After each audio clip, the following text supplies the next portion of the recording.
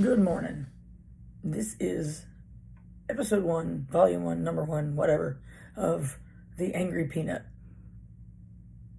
Brought to you by The Angry Peanut Productions, which is me. I'm a teacher, I'm a mother, I'm a wife, I'm a daughter. And this is just something I felt like I needed to do because I have a lot of things that ramble up here. They sometimes need to come out. And a lot of people have told me that when I let it out that it's nice and everybody else should hear. So if you're watching this, thank you.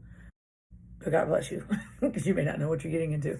Anyway, as they say in the world of this videoing thing, there's something about like sharing or liking or subscribing. I don't even know if we got that going on yet. When I get done and upload this, I have no idea. It's my first one.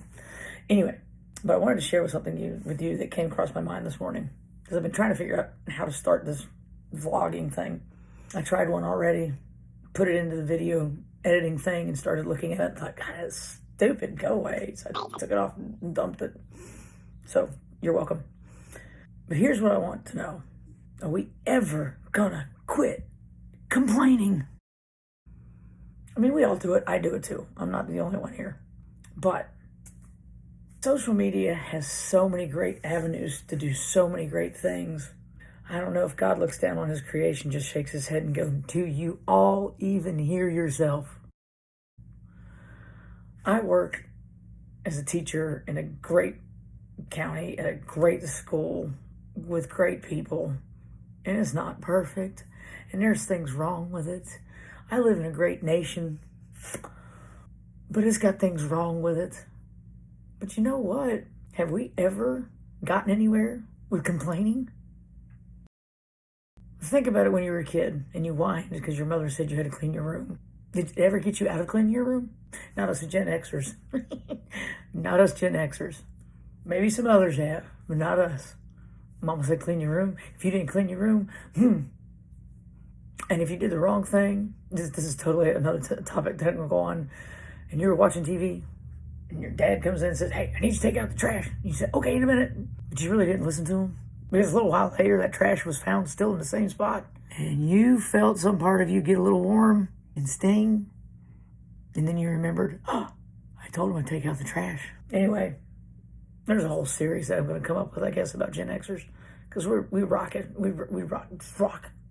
But at the same time, why are we complaining so much? Nothing's getting done. We argue, we fight. My side, your side, their side. Aren't we all living, breathing human beings? And we're all here right now with the probability that we could be not here in the next second. So why are we spending our time being so grumpy?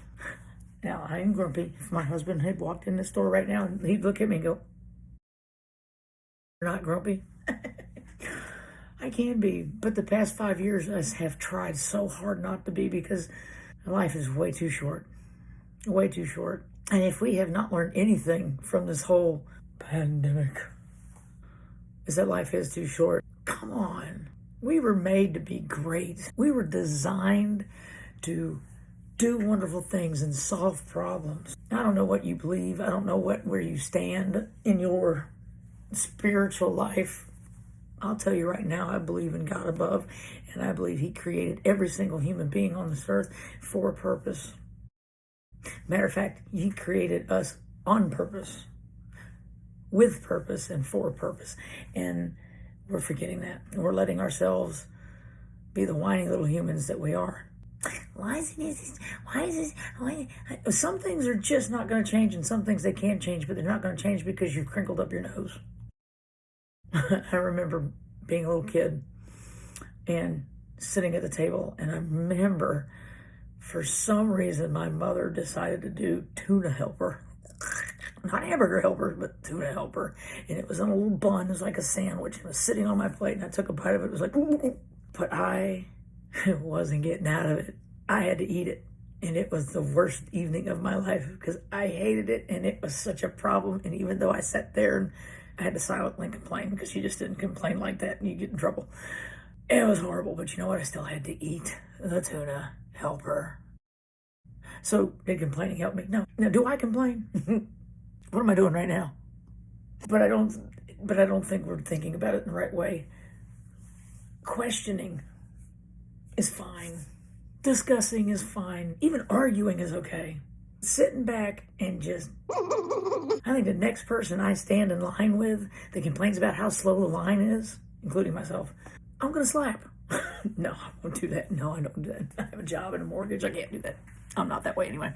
But seriously, when are we going to stop complaining? I just don't understand. No, I really do. Because we want what's best for us in that moment.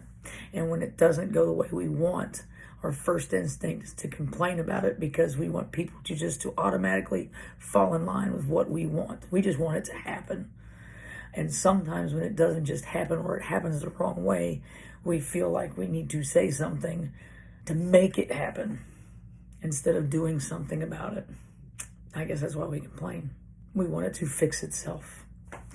And y'all, it's not going to fix itself. I like this little square that this video's got me in. I don't look half bad. But there's a lot of me. This is the narrow version, which I look good doing this.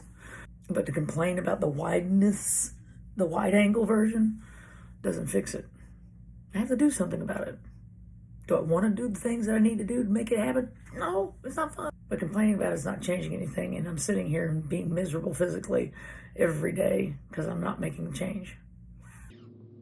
So instead of complaining, I need to just hush and do it. Being a music teacher, I even said this last night at practice. I used to have a t-shirt, and I had to ask permission when I did the second round of the t-shirts, because the first time it was great. The principal was like, do it. And then the second time I was on the principal, I had to kind of ask and go, can I do this? And it was just a simple phrase I used to tell my kids when they would whine and complain and not get what they were doing in class on their instruments and blah, blah, blah. And I would just finally look at them and go, shut up and play. I put that on a shirt. It was great. Sometimes we just need to shut up and do. And I'm saying that for myself, but I'm also saying that to all the people that I hear complain every single day. Voice your opinion. Please do. We're in a country that will let us. And thank God for that. But once you voiced your opinion, move. And I'm saying that for me too, y'all. All right. So thank you for watching this first episode of volume 1, episode whatever it is. I'll figure it out as I go along, of the Angry Peanut, and I hope that I'll have more and you'll like it and maybe tell somebody about it, and then we can start sharing, because man, I got this peanut's full of things. It's not necessarily always angry. Maybe I should call it the irritated peanut. Y'all have a great day. Love you and God bless.